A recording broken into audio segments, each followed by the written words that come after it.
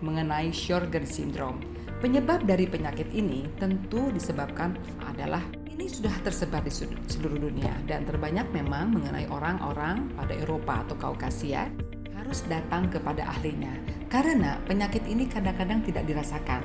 Mata kering, mulut kering, kulit kering, dan lendir vagina pun terasa kering.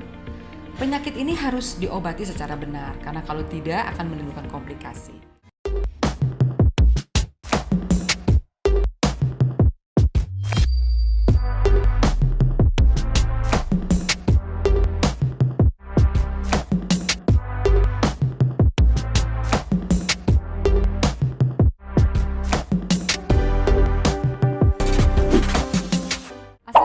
Assalamualaikum warahmatullahi wabarakatuh. Apa kabar semua pemirsa? Salam sehat dan salam sejahtera untuk kita semua.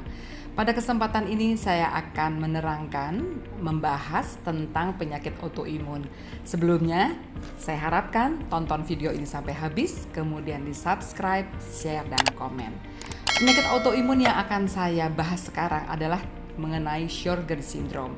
Namun kita harus tahu apakah itu autoimun. Jadi autoimun itu adalah suatu keadaan di mana kekebalan tubuh di tubuh sendiri itu menyerang kepada tubuh sendiri. Oleh karena itu, Sjögren syndrome ini cukup asing dan harus dikenali. Jadi Sjögren syndrome itu adalah suatu penyakit autoimun yang bersifat kronis yang menyerang pada kelenjar eksokrin, pada epitel kelenjarnya. Dan biasanya kelenjar yang terserang adalah kelenjar area mata, kelenjar liur, kelenjar di kulit, dan juga kelenjar di vagina. Tentu kita akan tahu bahwa gejala-gejala itu akan menyerang pada area-area tersebut. Mata kering, mulut kering, kulit kering, dan lendir vagina pun terasa kering. Penyebab dari penyakit ini tentu disebabkan adalah oleh adanya imunogenik. Jadi ada proses di situ sel peradangan, yaitu limfosit yang beredar di daerah epitel kelenjar. Kita ketahui bahwa limfosit pada umumnya ada di kelenjar limfa, ada di kelenjar getah bening, kemudian ada di sumsum tulang, ada di aliran darah. Namun pada kasus ini dia ada di epitel kelenjar tersebut.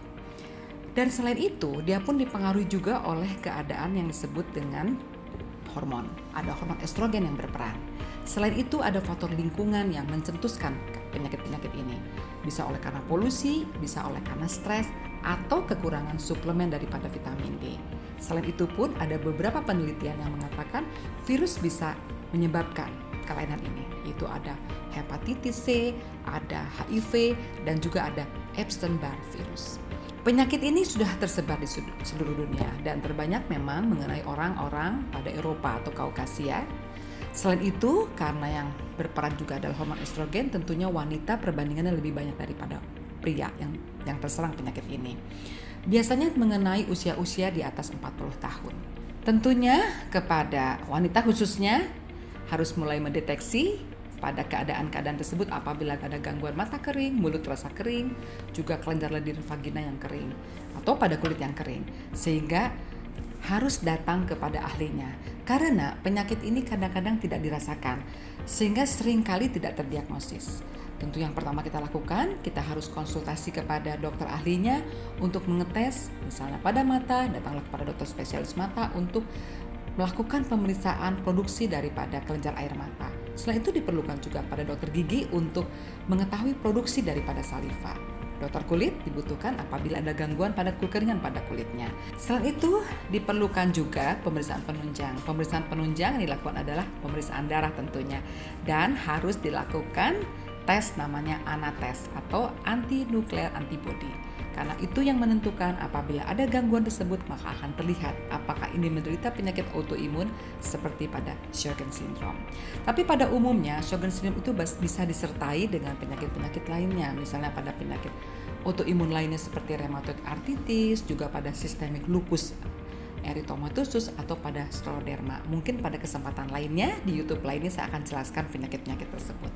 Penyakit ini harus diobati secara benar karena kalau tidak akan menimbulkan komplikasi. Pertama, untuk bagian mata, tentunya harus diperlukan rehidrasi harus menggunakan air mata buatan. Sehingga 2-4 jam sekali harus diberikan rehidrasi karena apabila terjadi kekeringan pada kornea, tentu kornea itu akan mudah menjadi terinfeksi bisa oleh infeksi virus atau bakteri. Setelah itu nanti menjadikan kebutaan. Demikian pula pada area mulut, harus sering minum. Karena kalau tidak, kekeringan pada mulut tentunya akan mudah terjadinya infeksi gigi berupa karies gigi yang berlubang atau mulut mengalami infeksi, bisa jamur, bisa bakteri, tentunya akan mengganggu pada kualitas hidup seseorang.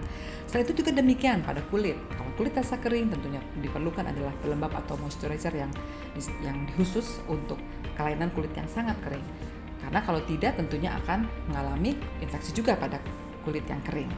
Dan pengobatan khususnya nanti akan dilakukan pengobatan oleh dokter ahlinya. Karena apabila tidak dilakukan pengobatan dengan benar, bisa menimbulkan beberapa komplikasi. Komplikasi yang sering terjadi adalah tadi, pada kornea terjadi infeksi, menjadikan kebutaan atau ulkus atau borok pada kornea menjadi kebutaan. Kemudian pada area mulut pun bisa mudah terjadi infeksi. Dan apabila tidak diobati, dia bisa pun nanti ini mengalami suatu penyakit yang lebih parah lagi karena bisa menjadikan suatu gangguan namanya kelenjar pada getah bening atau limfoma. Sehingga perlu dilakukan deteksi dini untuk penyakit ini dan apabila terserang tentunya dilakukan penanggulangan yang benar. Jangan sampai terjadi komplikasi yang lebih parah. Namun pada penderita Sjogren syndrome tidak perlu merasa takut atau khawatir karena penyakit ini dapat ditanggulangi dan mendapatkan hasil yang cukup baik. Yang penting adalah melakukan deteksi dini dan berobatlah kepada dokter yang tepat sehingga penyakit ini dapat ditanggulangi dengan tepat dan benar dan kualitas hidup yang menderita Sjogren syndrome tentunya akan lebih baik. Demikianlah permisa uraian dari saya tentang penyakit autoimun Sjogren syndrome dan tunggu di acara YouTube lainnya yang saya akan membahas lagi penyakit autoimun lainnya. Wassalamualaikum warahmatullahi wabarakatuh.